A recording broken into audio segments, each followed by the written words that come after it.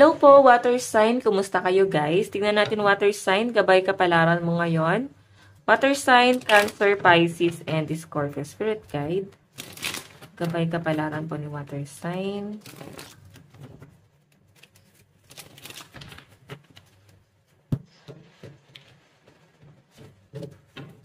Okay.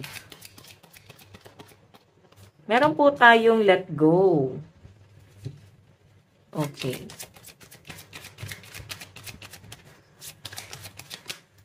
Meron tayong competition.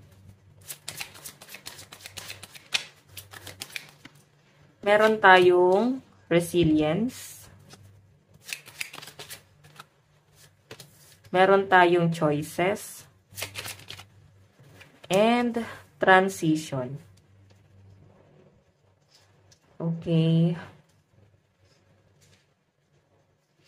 So, water sign. May nakikita kasi ako ditong pwedeng, meron kayong kailangan na let go. Or parang, kailangan ba may magpakumbaba? Ganun yung nasa sense ko. Kasi tignan nyo ha, competition para bang nagpapataasan ng pride. Okay?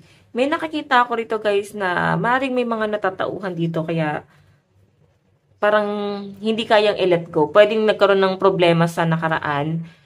Actually, ano to parang tinanggap mo na yung bagay na to Parang willing na kayo guys na i-let go tong bagay na to. Pero ang problema kasi guys, siguro nagigilty yung mga water sign. And eto nga guys, nakikipagkompetensya, pwedeng nakikipagpataasan din ng pride sa inyo yung taong yun, tapos ikaw ganun din. Okay, meron tayo guys, 9 of Lightning, resilience, water sign. So, parang kailangan nyo guys magpakatatag ngayon. Sa dami ng nangyayari ngayon, parang feeling nyo guys, napaka-busy mo, nahihirapan kang, parang may pagbabago kasi nangyayari sa pamumuhay ng mga water signs. So, parang nahihirapan siguro kayo guys mag-adjust or nahihirapan ba kayo guys sa mga responsibilidad mo. Nandun yung pressure. Ay na parang busy-busy ang mga water sign ngayon. So, parang aligaga. Okay? Hindi kayo guys totally makapag-focus dun sa bagay na kailangan gawin nyo kasi marami kang responsibilidad dito na mas iniisip nyo. Okay? So, may nakakita rin ako guys sa transition. May relocation po ako nakakita dito. So, maring may iniisip ang mga water sign na mag-relocate or pwedeng isa sa miyembro ng family. Kasi pamilya yung nakikita ko guys parang nandun yung kaba or may umaalis ba sa buhay mo. So parang hindi siguro guys matanggap pa ng mga water sign yung pag-alis ng isang tao. So nahihirapan kayo guys mag-detach.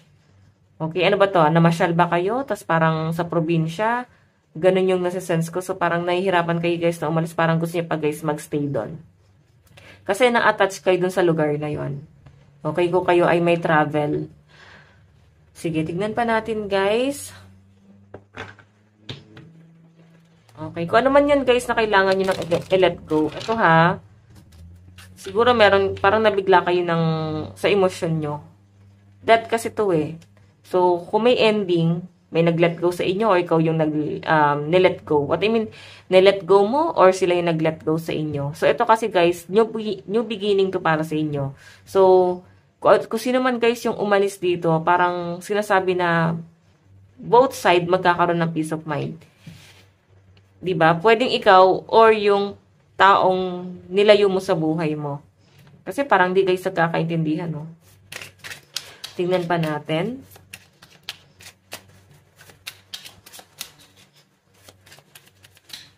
Tingnan pa natin. Meron tayong 2 of Pentacles. Meron tayong 6 of Pentacles.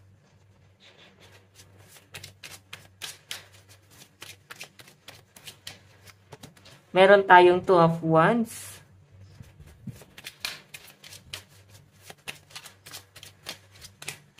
Meron tayong 4 of Cups. And 7 of Wands. Okay, so water sign, nahihirapan na kayo maglabas ng pera ngayong araw.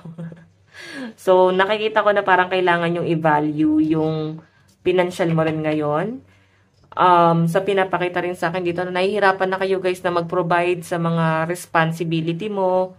Like, hindi nyo naman guys responsibilidad is parang sino-shoulder nyo. Responsibilidad guys ng ibang tao. Okay? Pwedeng pamilya ng kapatid mo or pamilya ng ibang tao, sino-shoulder nyo. Okay, ayan o. Siguro yung nilalet go nyo, yung mga responsibilidad na hindi nyo naman talaga guys responsibilidad. Kasi to of Pentacles, ikaw yung nahihirapan dito na mag-budget para sarili mo. Or pwedeng nakakalimutan mo yung sarili mo, kakauna mo sa ibang tao. So, meron tayo guys, Six of Pentacles, competition. Ito ha, sa halip na magtalo dahil sa pera, sa halip na magsumbatan, bakit hindi na lang guys magbigayan? Yun yung kailangan yung gawin siguro. Magkaroon guys ng pagbibigayan. And resilience, talagang sinusubok kayo, lalo na sa mga nag-overthink dito. So, yung pag-overthink na ginagawa mo ngayon or nangyayari sa inyo is parang pinapatatag ka niyan. Or kung ano man yung problema na meron ka ngayon guys, is ito yung way para mas maging matatag ka pa. So, choices and Four of Cups. Ito guys meron ka na talaga guys kailangan i-let go. So, hinahanap mo pa rin guys yung mga tao sa nakaraan mo. Nakatingin ka pa rin guys sa past. Hindi mo pa rin guys mayakap yung new beginning kasi nag-hold back ka. Yun yung kailangan nyo guys. Putulin na sa isip nyo yung pag-hold back. So, meron tayo guys transition. 7 of Wands. Tukso. Nakikita ko rito. May tukso. Natutukso ba kayo sa isang bagay, gamit, tao? So, tatagan nyo daw yung sarili nyo, guys. Baka tuluyan kayong matukso dyan sa bagay na yan. Daming tukso, oh. Pwede kasi, guys, na madistract ka sa mga plano mo sa buhay dahil nga sa tukso. Okay? Tignan pa natin. Or pwedeng meron kang ibang plano rito. Meron kang gustong gawin na parang kailangan nyo muna, guys, iset aside kasi meron ka pang ibang kailangan tapusin. Okay? Tignan pa natin advice. Meron tayong know your love. Diba? So, I think yung iba sa inyo talagang nagpo-focus ka sa sarili mo. Or sa family mo. Advice. Meron tayong remembrance. Remembering love, loss, healing. Diba? Sabi ko sa inyo nag-hold back kayo Hindi pa rin kayo guys makarecover sa past. Pwedeng trauma. Or pagmamahal mo sa isang tao. So, nakikita ko dito water sign. Nagre-recover kayo. Nasa healing kayo. So guys, lucky number mo 29 and 30. Ito lang po ang inyong reading. Maraming salamat po. Bye-bye!